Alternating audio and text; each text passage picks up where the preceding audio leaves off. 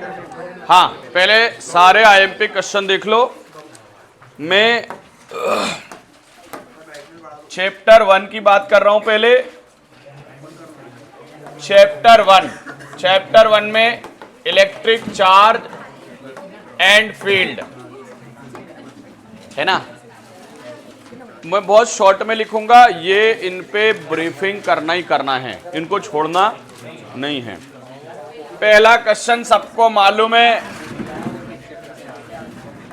Fundamental charge. पहला क्या है? Unit charge, quantization of charge. ये तो हो गए छोटे क्वेश्चन, ये हो गए। वैसे फिर ऑब्जेक्टिव टाइप के जो हैं वो तो आपको पता ही है। फिर बड़े क्वेश्चन की बात करते हैं, एक्सियल पे एंड नॉन एक्सियल पे। Electric field due to electric dipole. फिर आते हैं Gauss theorem.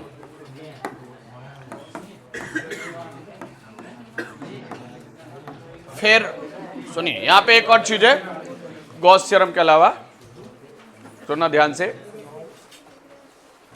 Vector form of CIS। कितने लोगों को पता है? इतना कर लेना। गॉस की हेल्प से कूलम लेके आओ। अब मैं इसमें ज्यादा क्वेश्चन पे क्यों चला गया? CIS, Coulomb's inverse square law by Gauss. क्यों गया इस पे? क्योंकि ना इजी है ये पूरा। इसमें मेरे हिसाब से अगर आप आधे घंटा, बहुत अच्छे से आधे घंटे में आप ब्रीफिंग करेंगे तो ये सारे क्वेश्चन आप आधे घंटे में मेमोराइज कर सकते हैं, 1 टाइम में, 2 टाइम में। समझ में आई बात? बहुत ही पढ़ेंगे तो 1.5 घंटे में पढ़ लेंगे। मैं चैप्टर 2 पे पहुंच गया।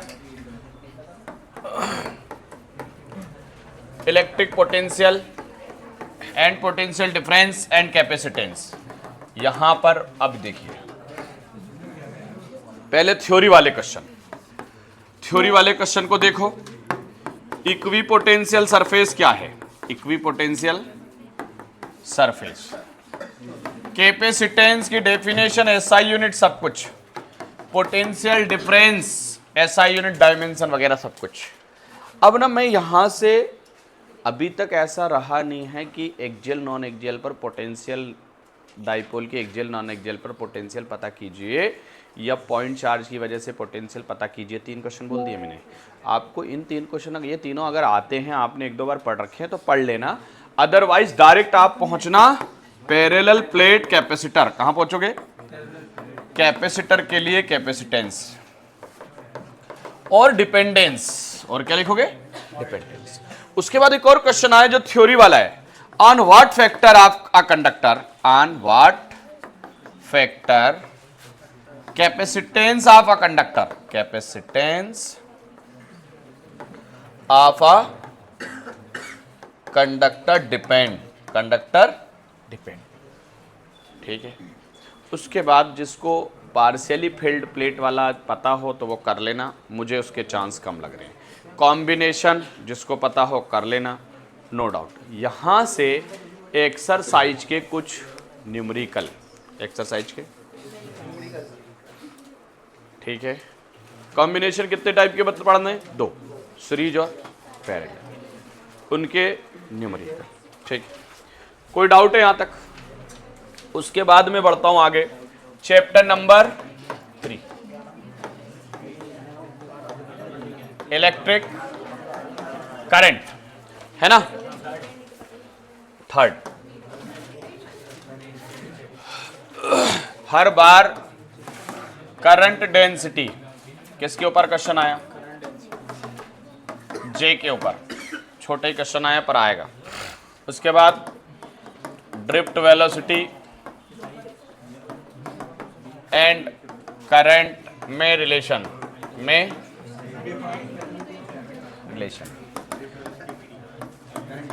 करंट डेंसिटी एंड कंडक्टिविटी में रिलेशन, करंट डेंसिटी एंड J और सिग्मा, करंट डेंसिटी और कंडक्टिविटी, ओके। उसके बाद यहां से इसी में है EMF V and small r में रिलेशन है ना। फिर यहां एक डिफरेंस है, पोटेंशियल डिफरेंस एंड EMF, इसमें डिफरेंस, चांस कम है, पढ़ लेना। किरचॉफ और व्हीटस्टोन ब्रिज, वेरी इंपॉर्टेंट।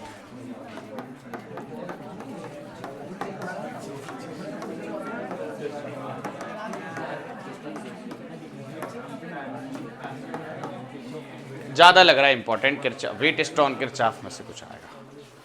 फिर भी जिन बच्चों का पढ़ा हुआ है, 1 मिनट में सुन लो, पहले मैं सब लिखूंगा बोर्ड पे। जिन बच्चों का पढ़ा हुआ है वोल्ट मीटर को आमीटर में कैसे बदलते हैं, वोल्ट मीटर को गैल्वेनोमीटर में, बहुत छोटा सा प्रिंसिपल है इसका, आ सकता है। और आमीटर वोल्ट मीटर का बहुत छोटा सा डिफरेंस, ठीक है। आने के चांस कम है, आने के चांस बहुत हॉट टॉपिक्स ये हैं इसके, ठीक है। चलिए हटा दें इसको।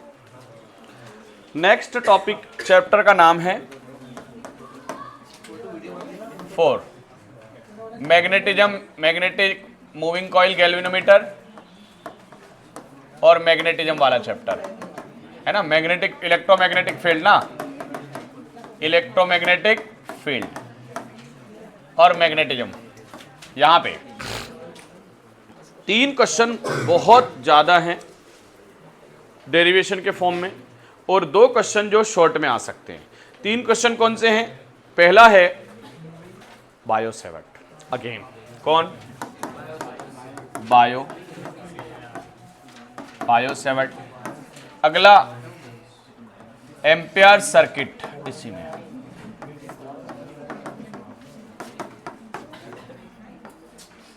उसके बाद करंट लूप के लिए सेंटर पे magnetic field, current carrying loop के लिए एक्सिस पर मैग्नेटिक फील्ड। तो इंपॉर्टेंट कौन सा है? एक्सिस वाला। कौन सा है?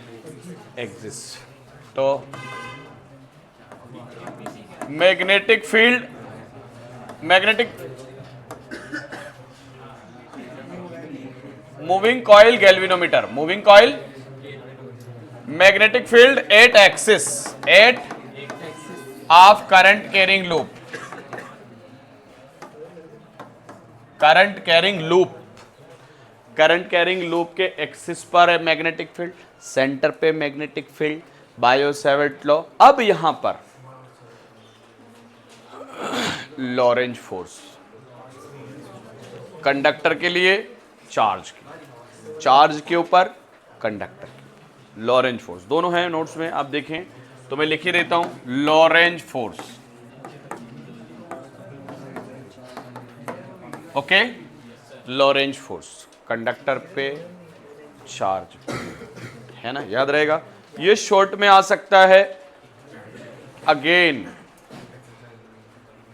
बहुत ध्यान से सुनना, मान लो यहां से ये नहीं आते हैं, इन क्वेश्चंस के ऊपर उसका दिमाग नहीं जाता है, तो मैग्नेटिक कॉइल गैल्वेनोमीटर का प्रिंसिपल, उसका सेंसिटिविटी का डेरिवेशन, मैग्नेटिक कॉइल गैल्वेनोमीटर का प्रिंसिपल,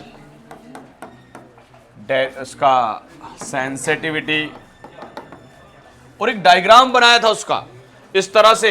मैंने बोला था नोट्स में डायग्राम सही नहीं है, आपको ये डायग्राम बुक से बनाना है ना। और टॉर्क, करंट कैरिंग लूप के ऊपर टॉर्क एफ अपन ने करा था, F1 प्लस F2 होता है। F1 अपन ने किया था कि F1 A/2 होता है, F1 into A/2, F2 into A/2, फिर A/2 जोड़ा था तो ये आया था, है ना। तो टॉर्क, आगे देखो, अगर इतना पढ़ोगे ना, आप पढ़ा रखा है, अभी रिसेंट पढ़ाया इंग्लिश के कुछ दिन पहले, 1-8 घंटे की बैठक में इनको कर लोगे। उसके बाद फिर से बहुत ज़्यादा मुझे लग रहा है इन पे बेस्ड मैंने न्यूमेरिकल भी कराए थे अभी कुछ दिन पहले रिसेंट में। जिनको एक आध बने, ये भी बोला था जिनको एक आध बार में आ जा रहे हैं वो कर लें। और मैंने ये भी बताया कि न्यूमेरिकल कौन से, एग्जाम्पल वाले जो सॉल्व एग्जाम्पल है, और पीछे एक आध क्वेश्चन वाले जो मैंने करा रखे हैं, बस वही। अच्छा, मैंने फिर अगेन बोल दिया कि जिनको न्यूमेरिकल आते हैं वही इसमें उलझे, जिनको नहीं आते हैं वो छोड़ दें, जिन्हें फुल मार्क्स चाहिए वो लग जाए, जिन्हें नहीं चाहिए वो छोड़ दें। फार्मूला और फार्मूले में कैसे लगाते हैं उसको, उसके ऊपर ध्यान दे लें। आगे बढ़ूँ मैं, इसी का एक पार्ट है, इसी का एक अगला चैप्टर है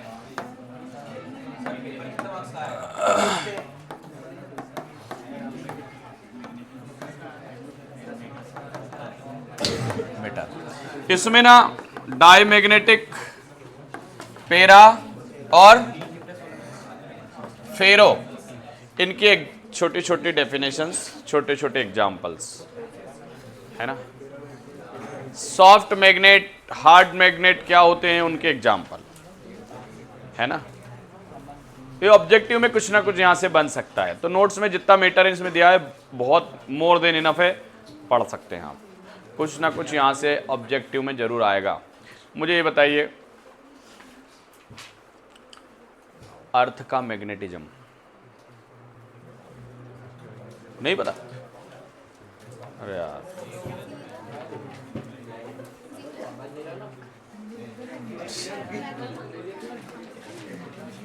(3.6 10⁻⁻5 टेस्ला।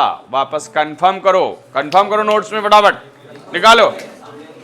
अर्थ का मैग्नेटिज्म कंफर्म करो, यहीं पे इसमें इसी में मिलेगा। मैग्नेटिज्म वाला चैप्टर है, कंफर्म करो, 1-2 पेज बाय पेज पढ़ो। अर्थ का मैग्नेटिज्म SI यूनिट वहां मिलेगा।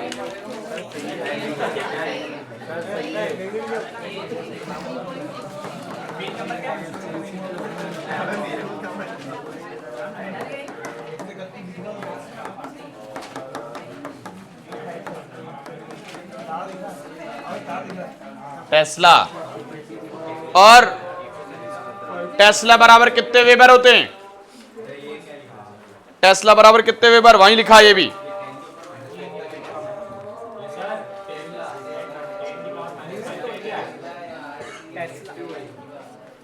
वन गॉस बराबर 10⁻4 टेस्ला।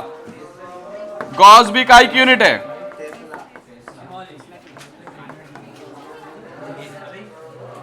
मिला?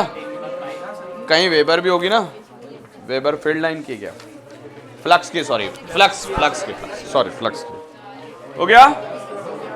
अरे याद रहेगा, ये काई की यूनिट बताई मैंने, अर्थ का। ये हो गया चैप्टर। 1 गॉस बराबर इतना, 1 गॉस बराबर 10⁻4 टेस्ला होता है। 1 गॉस बराबर कितना होता है? मैग्नेटिक फील्ड की यूनिट है ये।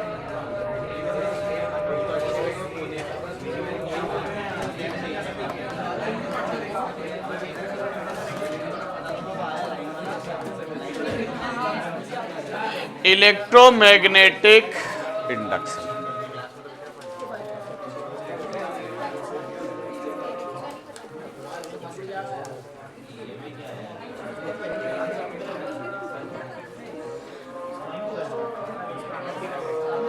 एक चीज और मेरे से छूट गई, मैग्नेटिक फ्लक्स की यूनिट, इलेक्ट्रिक फ्लक्स की यूनिट और डेफिनेशन इंपॉर्टेंट है, लिख लो इसको। Magnetic flux, electric flux unit, definition, dimension, सारे इंपॉर्टेंट सुन लिया सबने। 2-2 नंबर की डेफिनेशन है, छोड़ना मत। इसमें क्या पढ़ना है देखिए,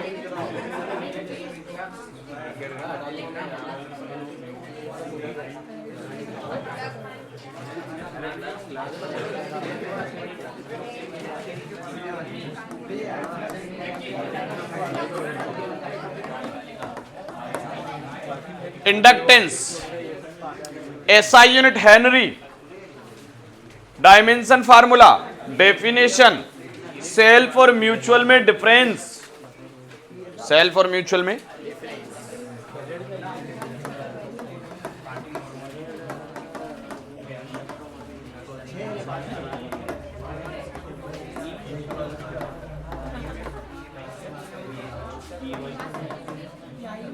डिफरेंस सेल्फ और म्यूचुअल इंडक्टेंस में। ओके, उसके बाद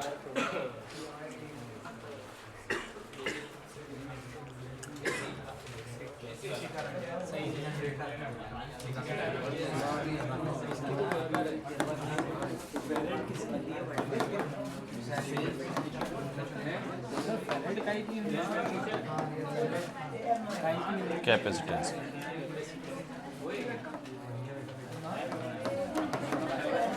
देखिए बेटा, self inductance for long solenoid, again circular coil.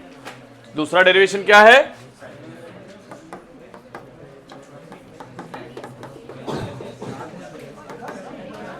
Circular. फिर mutual inductance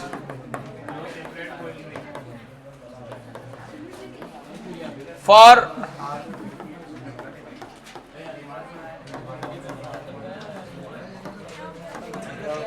to long solenoid coil. ठीक है, अरे आया, बहुत इंपॉर्टेंट है। अब इसमें पिछली बार क्या पूछा? ये पूछा था और डिपेंडेंस पूछी थी। क्या पूछी थी?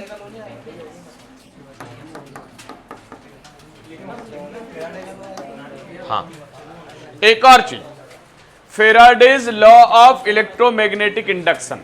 फेराडे का लॉ इलेक्ट्रोमैग्नेटिक इंडक्शन का लिख लो, क्योंकि ये बड़ा चैप्टर है।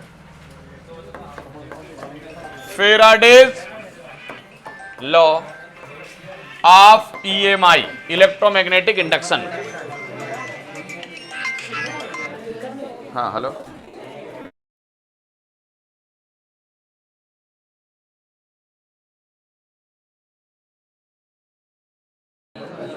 सुन लिया सबने? अब इसी में डिपेंडेंस जरूर लिख के आना। ये काय पे डिपेंड करता है, ये काय पे डिपेंड करता है। ठीक है,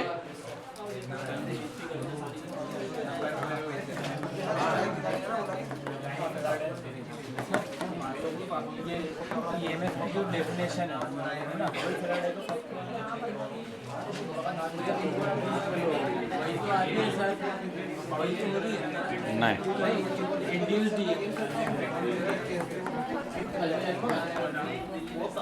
series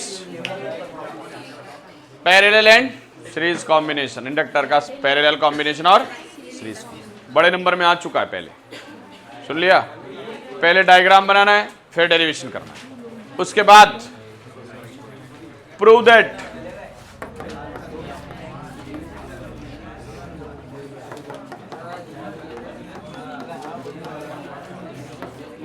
energy stored in coil, energy stored in 1/2 Li²। L मतलब इंडक्टेंस, I मतलब करंट। डेरिवेशन है इस पे न्यूमेरिकल, पूछ सकता है, नो डाउट। 24 में पूछा था, फिर रिपीट करेगा ऐसा। ओके, अब इसी पैटर्न पर, सेम इस पैटर्न पर समझा दे इसको।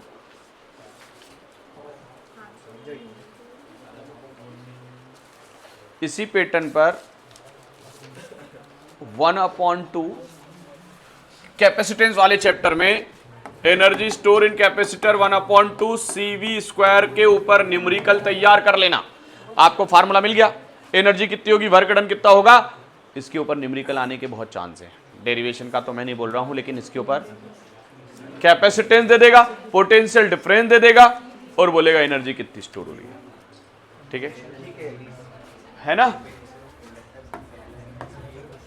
Energy stored in capacitor. ठीक है,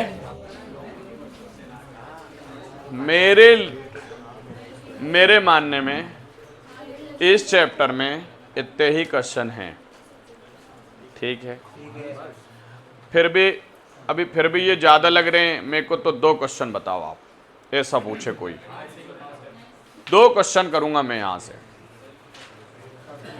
तो सेल्फ इंडक्टेंस का डेरिवेशन, म्यूचुअल का डेरिवेशन और कॉम्बिनेशन 3 कर लो।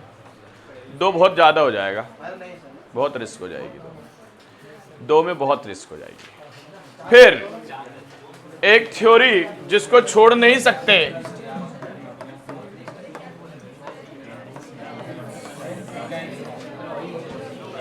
लेंजलो पढ़, जब भी लिख के आओगे इसके डायग्राम जरूर बनाना।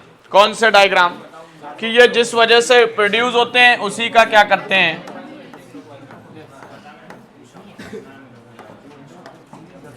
ठीक है। दो डायग्राम है इसके, डायग्राम बना देंगे और इसमें ये लिख देंगे कि एन पोल एन के एन कॉइल का एंड पॉइंट मैग्नेट के एंड पॉइंट के सिमिलर हो जाता है। जैसे ही पास लाते हैं तो रिपल्सन होने लगता है, और जैसे ही दूर जाते हैं तो पोल अपोजिट हो जाते हैं तो अट्रैक्शन होने लगता है। सो यही क्या है, लॉ ऑफ कंजर्वेशन, ठीक है। आगे मैं एसी सर्किट में पहुंच रहा हूं। कहां पहुंच रहा हूं?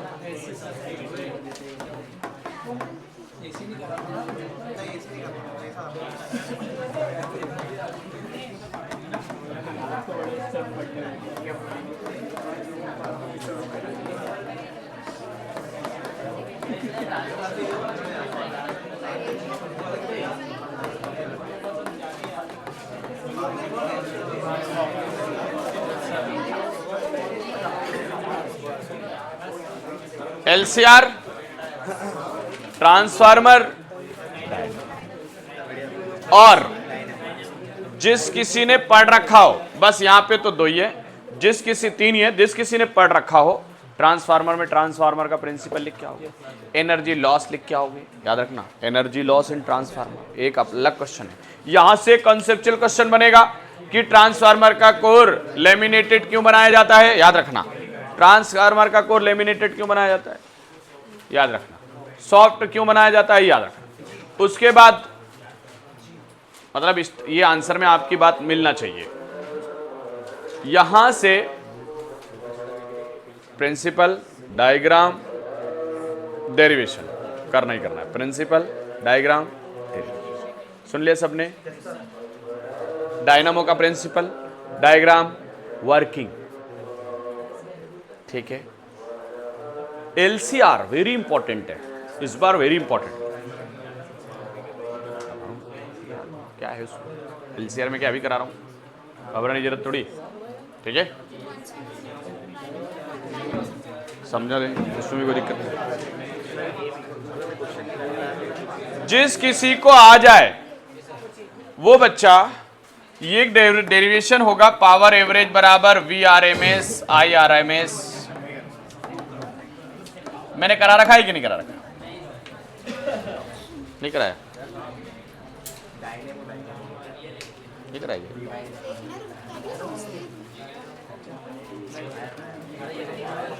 पावर एवरेज का डेरिवेशन, घबराने की जरूरत नहीं है, और वाले में आर में आ जाएगा दूसरा है। नहीं करा, करा छोड़ो। नहीं करा हो तो ध्यान मत देना, वीडियो में आपको मिले और देखने में समझ आ जाए तो कर लेना, नहीं तो कोई बात नहीं, ठीक है। आएगा तो 4 मार्क्स में आएगा। पर यार अगर आपको एलसीआर आता है, डायनामो आता है, ट्रांसफार्मर आता है, इलेक्ट्रिक जनरेटर वर्किंग वगैरह अगर आपने थोड़ी थोड़ी पढ़ रखी है, 2 वर्किंग है, एक क्लॉकवाइज एक एंटी क्लॉकवाइज, डायरेक्शन बदलेगी, एक हाफ में अलग एक दूसरे साइकिल में अलग। तो अगर ये आते हैं आपको तो आपको, मुझे नहीं लगता कि इस चैप्टर से कुछ और भी करने की ज़रूरत है। फिर हाँ, पर जिनको सर्किट के बारे में बहुत अच्छे से आ गया, वो सर्किट के साथ साथ 2-3 सर्किट और हैं पहले वाले, उनको देख लेना आया नहीं है, उसके ऊपर क्वेश्चन अब नहीं आ रहा है, एलसीआर ही आ रहा है, ठीक है। और एलसीआर में जो जो आपको पता है सब पढ़ लेना, मैं यहाँ पे अभी पढ़ाऊंगा तो सब पढ़ाऊंगा एलसीआर में, ठीक है। अगले चैप्टर पे मैं जा रहा हूँ जिसका नाम है, बोलो,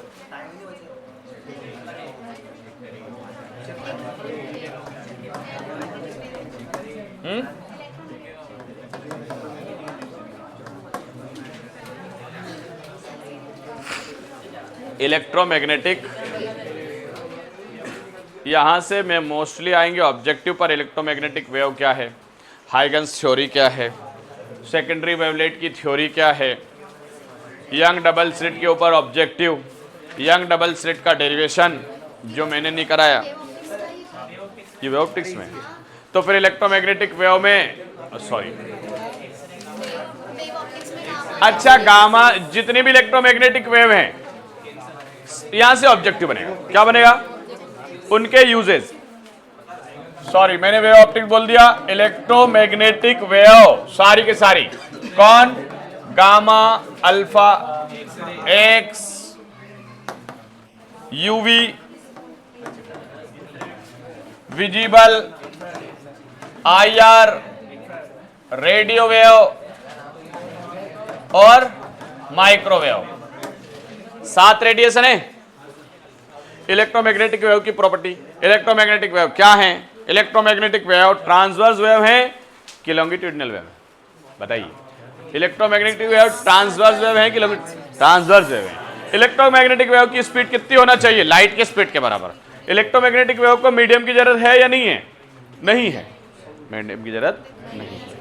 ऑब्जेक्टिव बनेंगे, ऑब्जेक्टिव बनेंगे, यूजेज पूछेगा अल्फा गामा के, एक्स के, यूवी के, आईआर के, रेडियो वेव के, माइक्रोवेव के यूजेस पूछेगा। क्या पूछेगा? यूजेस। जो यहां पे मैंने लिखे हैं नोट्स में अलग से, ये लिखे सब, एक बॉक्स में भी लिखे हैं, बाद में और लिखे हैं। किसने इनको डिस्कवर किया? और ये भी इसी में ना, ठीक है, यहां से है ना ये चैप्टर। भैया ये जितना नोट्स में है डिस्प्लेसमेंट करंट की डेफिनेशन, काई की डेफिनेशन है ना, मैक्सवेल की सिर्फ इक्वेशन ऑब्जेक्टिव में, सिर्फ ऑब्जेक्टिव में, यहां से या तो 2 नंबर में आएगा क्वेश्चन और ऑब्जेक्टिव में, ठीक है, मिल गया। ये जो इसमें प्रिंटेड मैटर जो दिख रहा है आपको नोट्स में वो इंपॉर्टेंट है, मिला, और ऑब्जेक्टिव वगैरह सब बने हुए इसमें।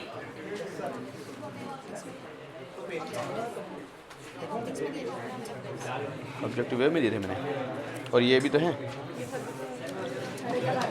ये लास्ट का पेज दिख रहा है, इसको अच्छे से समराइज कर लेना। ये दिख रहा है, ठीक। वैसे 3-4 पेज हैं इसमें, कितने पेज हैं? हाँ, ठीक है। तो ये तो आई होप छोटे नंबर में आ रहा है, पर वेटेज इसका भी अच्छा है, कम मेहनत में ज्यादा आउटपुट दे रही है। सुन लिया? छोटे छोटे छोटे क्वेश्चन आ रहे हैं इसमें से, सीधे 2 नंबर में एक आध क्वेश्चन मिलेगा कि डिस्प्लेसमेंट करंट क्या है। एक्स रे के 2 यूज लिखिए, किसने डिस्कवर किया? माइक्रोवेव के 2 यूज लिखिए, किसने डिस्कवर किया? हाँ, चैप्टर नंबर 9 क्या नाम है? रे ऑप्टिक्स है ना। हाँ, इसके बारे में कल पढ़ाई दिया मैंने। सबसे पहले जो मैंने आप लोगों, लेंस मेकर, सबसे पहले टॉप पोजीशन पे ही, सेकेंड पोजीशन पे 2 है डेरिवेशन। कौन? सिंपल माइक्रोस्कोप, सिंपल माइक्रोस्कोप के डेरिवेशन। उसके बाद कंपाउंड माइक्रोस्कोप, ये पोजीशन है top, second top, third, first second third position है भैया। फोर्थ पोजीशन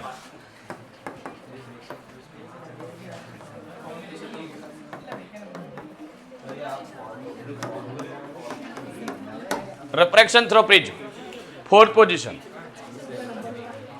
ये क्वेश्चन है। फिफ्थ पोजीशन पे लेंस फार्मूला, फिफ्थ पोजीशन पे कौन है? लेंस फार्मूला नहीं, फिफ्थ को ये रखो यार, कंबाइन फोकल लेंथ। और जिस किसी को आ गया हो रिफ्रैक्शन थ्रू स्फेरिकल सरफेसेस कर लेना, आई होप, मुझे इंपॉर्टेंट नहीं लग रहा है, मैं इतना ही मान रहा हूं यहां से, इस चैप्टर से। कंपाउंड कर लिया, सिंपल कर लिया। सुनो इधर, इधर, हाँ, total internal reflection critical angle important है। क्या पूछना है उसमें? जब लाइट डेंसर से रेरर में जाए और इंसिडेंट की वैल्यू, इंसिडेंट एंगल की वैल्यू क्रिटिकल से ज्यादा हो जाए, तो लाइट रिफ्रैक्ट होने के बजाय सेम मीडियम में वापस आ जाएगी। इसी क्या कहते हैं, TIR। बस खत्म, आगे बढ़े। अरे बढ़े आगे, हो गया इसका के। इस चैप्टर को पढ़ के कंसोलिडेट करके कॉन्फिडेंट गेन करें। इसमें एक और चीज बता रहा हूं, मैंने नोट्स में बुक के अंदर से एक न्यूमेरिकल सॉल्व कराया था, मैग्निफिकेशन वाला। कौन सा? और वो न्यूमेरिकल 2 मार्क्स में आ सकता है। एक बार मुझे बुक निकाल दो, मैं बुक में से वो न्यूमेरिकल आपको बोर्ड पे टीप के दे देता हूं, वहां से आंसर लिख लेना।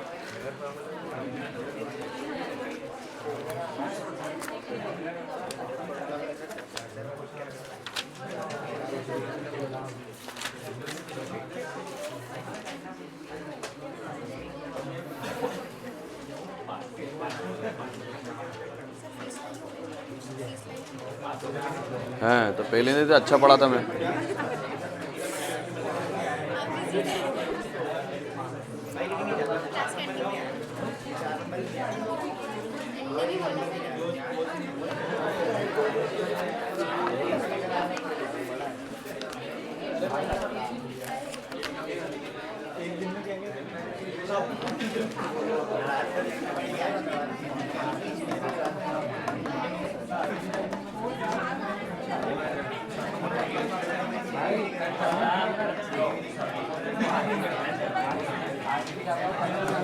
Magnification of compound microscope.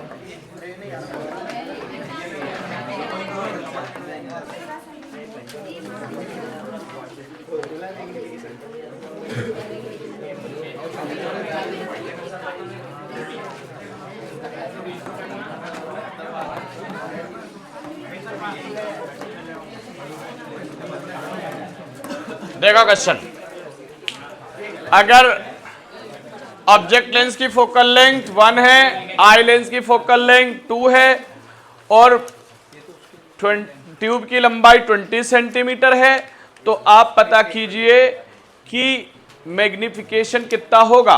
तो इसके लिए आपको फार्मूला L/F और D/F लगाना है। तो L मतलब लेंथ ऑफ ट्यूब, तो 20 दे दी लेंथ ऑफ ट्यूब। और लीस्ट डिस्टेंस कितनी मानते हैं? तो लीस्ट डिस्टेंस नॉर्मल विजन के लिए 25 मानते हैं। कितनी मानते हैं? तो सब कुछ तो है आपके पास। तो अब आपको क्या रखना है? ये रखना है 20, ये कितनी दी हुई है? 1, ये 25, लीस्ट डिस्टेंस 25 होती है, और ये कितनी दी हुई है? 2। बस आंसर आ गया। 2 से कितनी बार? 10 बार। ये कितना आ गया? 250। सेंटीमीटर में, मैग्निफिकेशन सेंटीमीटर में नहीं नापते, यूनिट लेस है मैग्निफिकेशन। ठीक है। अरे इस टाइप का क्वेश्चन ऑब्जेक्टिव में 2 मार्क्स में बन के आएगा, कर दोगे? चलो, हो गई बात।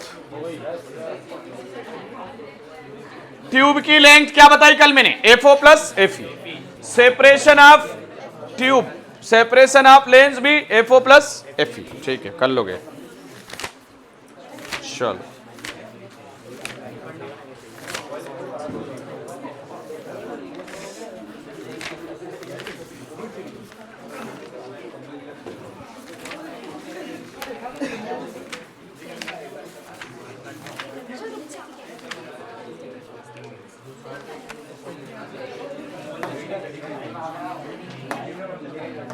बोलो चैप्टर नंबर 10 वे ऑप्टिक्स है। अब आएगा वो जो मैंने पहले बता दिया।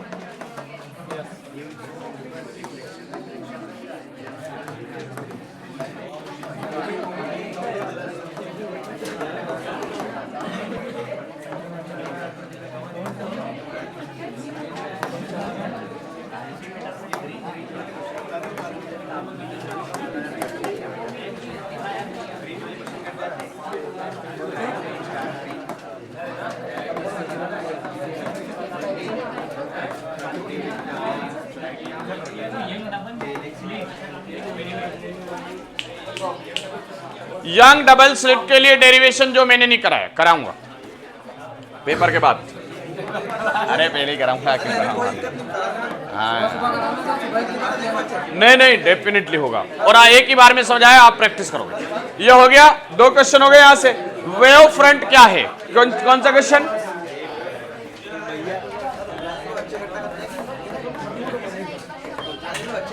Wave front. और यहां पर जिसको आता हो, नोट्स में है,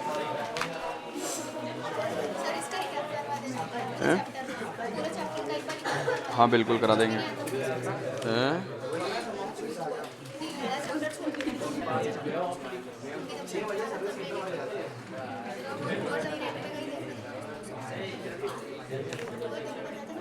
इसमें रिफ्लेक्शन ऑफ प्लेन वेव और रिफ्रैक्शन ऑफ प्लेन वेव, जिसको आता हो वो कर लें, जिसको नहीं आता हो वो छोड़ दें। आया नहीं है। इंटरफेरेंस, हाँ छोटा है, इजी है। इंटरफेरेंस और डिफ्रैक्शन में डिफरेंस, इंटरफेरेंस और पोलराइजेशन इंपॉर्टेंट है। पोलराइजेशन लिख दे रहा हूं। इंटरफेरेंस क्या है, पोलराइजेशन क्या है, डिफ्रैक्शन और इनमें डिफरेंस। पढ़ के जाना, डिफरेंस छोड़ के मत आना।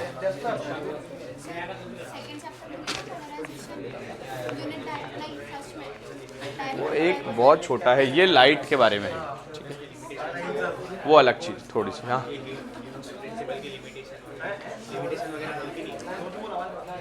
रहने दो मेरे हिसाब से।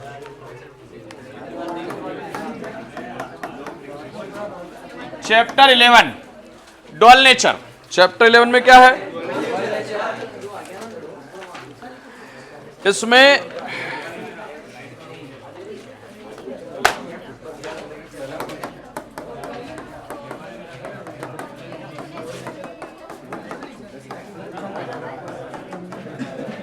फोटो इलेक्ट्रिक इमिशन, कौन सा question?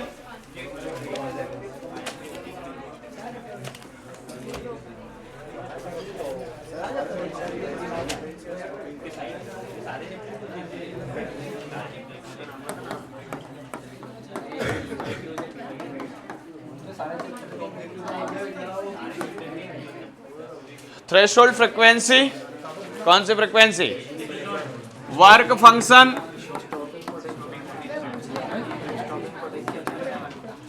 Einstein's mass energy relation, इसी में होगा शायद, और नहीं हो तो कहीं भी वो पढ़ लेना।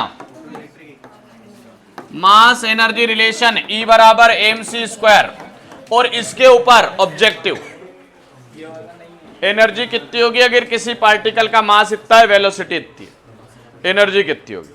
मास इतना है, वेलोसिटी इतनी है। और लाइट का पार्टिकल, लाइट पार्टिकल दे दे, मास दे दे, और खुद से बोले C खुद से रखो, तो C 3 × 10⁸ रख लेना। तो एनर्जी पूछे, C velocity of light, okay.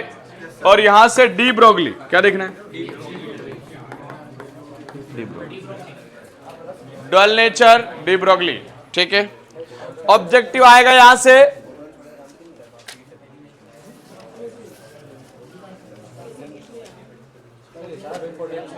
हैं? हाँ, स्टॉपिंग पोटेंशियल। क्या क्वेश्चन आएगा?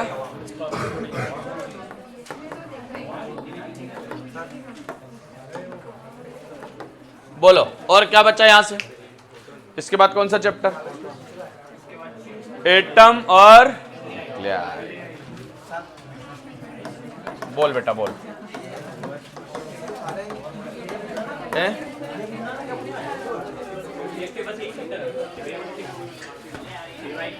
वे ऑप्टिक्स, और उससे पहले बताया ना, डुअल नेचर में से भी पढ़ाया। हाँ वो तो पेपर है पुराने।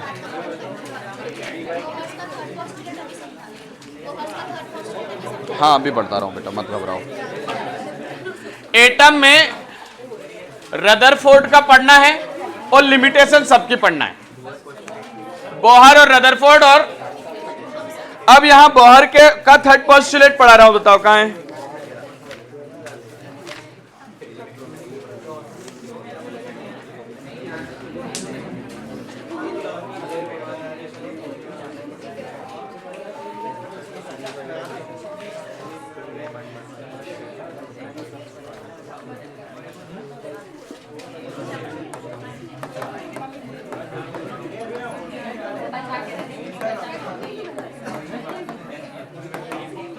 रदरफोर्ड को ही पढ़ना है, बोहर को ही पढ़ना है, लिमिटेशंस तीनों की पढ़ना है ना।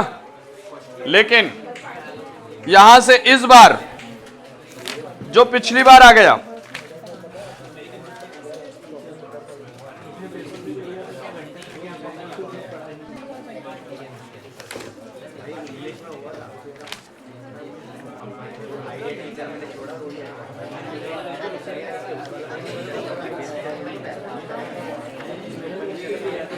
इसके अगले चैप्टर में से बड़ा क्वेश्चन आया था जो मैं बता रहा हूं अभी। पहले इसमें बोहर पोस्टुलेट देख लो। पहला पोस्टुलेट ये कहता है, बोहर का पहला पोस्टुलेट कहता है कि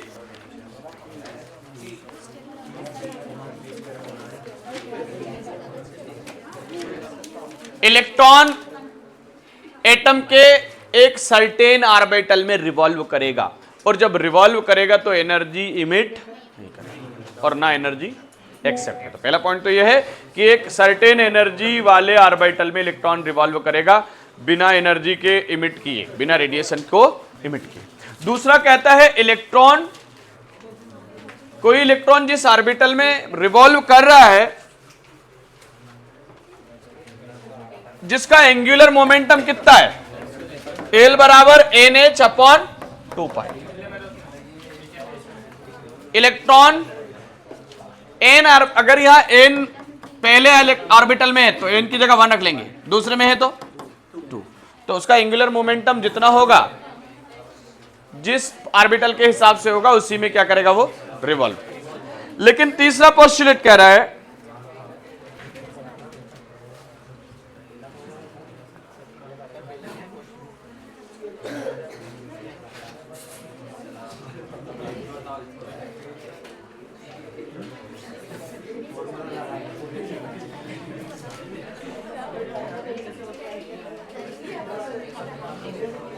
सुनिए, कोई ऑर्बिटल यहां घूम रहा है, मान लो इस सेल में घूम रहा है।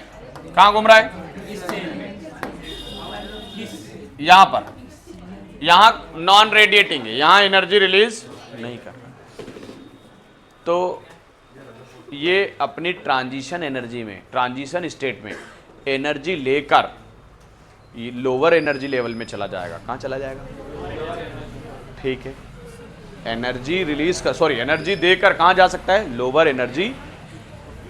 इसको बोलेंगे इनिशियल स्टेट, क्या बोलेंगे? और यहां आ गया तो क्या बोलेंगे?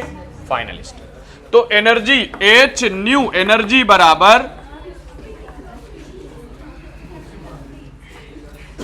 Initial energy minus final energy. ये थर्ड, ये सेकंड के लिए बनाएंगे न्यूमेरिक फार्मूला, ये थर्ड के लिए आएगा, है ना। ये आ गया बोहर का थर्ड पोस्टुलेट। अब इसके लिमिटेशंस क्या है बोहर के? बोहर सिर्फ और सिर्फ किसकी बात करता है? Hydrogen atom. अब यहां से ऑब्जेक्टिव सुनना, लेमेन सीरीज, बाल्मेर सीरीज और पास्सन सीरीज कौन सी इलेक्ट्रोमैग्नेटिक वेव के लिए है? लेमेन सीरीज कौन सी इलेक्ट्रोमैग्नेटिक वेव के लिए है? लिखा हुआ है नोट्स में। बाल्मर सीरीज किसके लिए है? पास्सन सीरीज किसके लिए है? पढ़ो क्या लिखा है, बोलो। ये देख लो, यहां पे सुनी लो। लेमन सीरीज किसके लिए? लेमन यूवी के लिए। और बाल्मर किसके लिए? विजिबल। और पास्चन काय के लिए? इंफ्रारेड। ये याद कर लेना कौन सी सीरीज काय के लिए ऑब्जेक्टिव में, इस पे ऑब्जेक्टिव बन सकता है। लेमन सीरीज, बाल्मर सीरीज और पास्चन सीरीज। ठीक है, नेक्स्ट चैप्टर पे पहुंचो बेटा। पहुंच गए? क्या पढ़ने के लिए कुछ भी नहीं है। मास एनर्जी रिलेशन इस चैप्टर में आइंस्टाइन का मास एनर्जी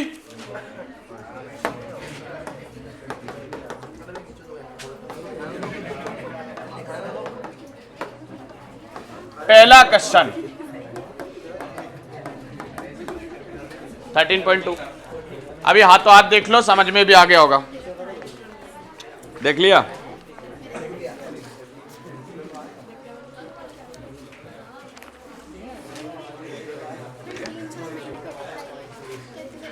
न्यूक्लियर फोर्स क्या है?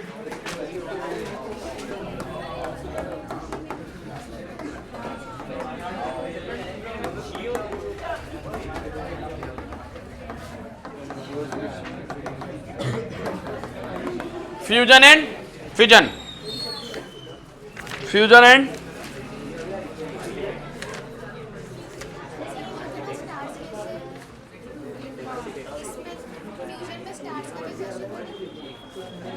हाँ, वो रेड जॉइंट वगैरह करना हो तो करना, जरूरत नहीं है। 13.1 और 13.2 जो पिछली बार आ चुके हैं। 13.1 एक्सरसाइज, बाइंडिंग एनर्जी पता कीजिए नाइट्रोजन के लिए, आयरन के लिए, और पिछली बार किसके लिए आया था? पिछली बार के पेपर में देखो किसके लिए आया था बाइंडिंग एनर्जी का। पिछली बार के पेपर में देखिए काय के लिए आया था?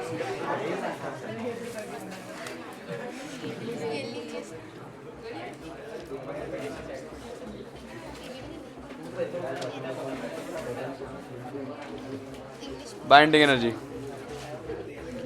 नाइट्रोजन वाला आया था। क्या आया था? ये नाइट्रोजन बाइंडिंग एनर्जी नाम नहीं, ठीक है। मतलब क्या आया था? 13.1। अगेन क्या आ सकता है? 13.1 अगेन आ सकता है। 13.1 13.2 प्रिपेयर करके जाना, सुन लिया?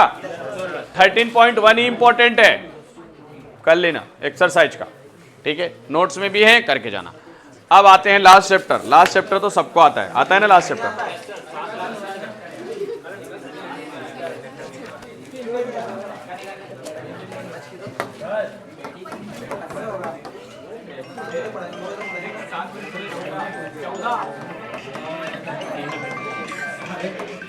सेमीकंडक्टर,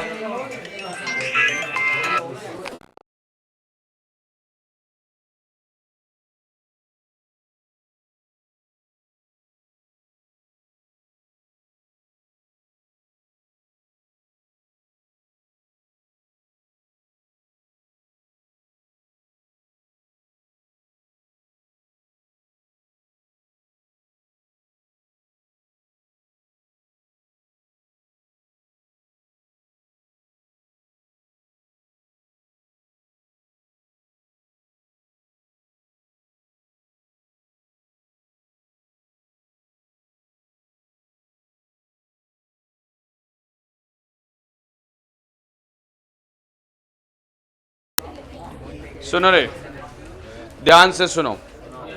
ये जो चैप्टर सेमीकंडक्टर है, थ्योरी मान के इसको हल्के में लेने की जरूरत, ठीक है। इसमें इस चैप्टर में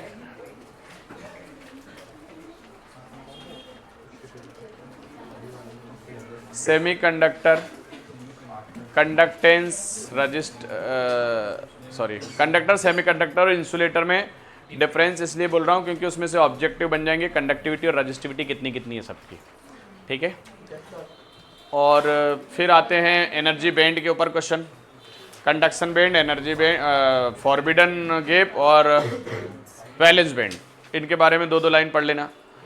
फिर सेमीकंडक्टर का एनर्जी गैप कितना है, सिलिकॉन जर्मेनियम का एनर्जी गैप कितना है, ठीक है ना। फिर इसी चैप्टर में नोट्स में भी मैंने आखिरी के ऑब्जेक्टिव्स ऐड कर रखे हैं जो कि वेरी इंपॉर्टेंट है। और यहाँ से फॉरवर्ड बायस, रिवर्स बायस और फुल वेव और हाफ वेव। फुल वेव या half wave very important. Full wave या आएगा, फुल वेव आएगा या हाफ वेव आएगा, दोनों इंपॉर्टेंट है यहाँ से। और अगर ये नहीं आते हैं तो फॉरवर्ड और रिवर्स। वैसे तो ये बहुत ही इजी चैप्टर है, पर यहाँ से बैंड की डेफिनेशंस, इनके कैरेक्टर्स वगैरह पढ़ लेना। और ऑब्जेक्टिव तो आएगा टाइप्स ऑफ सेमीकंडक्टर में से। तो मैं टाइप्स ऑफ सेमीकंडक्टर तो रिपीट नहीं कर रहा हूँ, मैं फिर भी बता देता हूं, मैं सबसे ज्यादा इंपॉर्टेंट मान रहा हूं फुल वेव को और हाफ वेव को, है ना। फिर उसके बाद मैं मान रहा हूं एन टाइप और पी टाइप। फिर उसके बाद मैं मान रहा हूं फॉरवर्ड और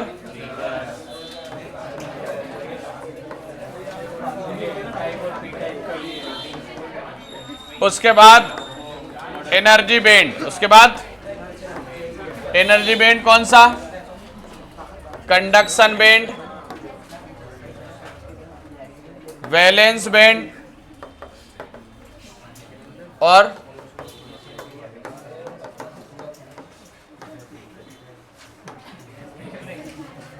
ठीक है बेटा, इसको स्टॉप करके नई रिकॉर्डिंग स्टार्ट कर दो। मैं एलसीआर एक्सप्लेन कर रहा हूं। स्टॉप कर दिया।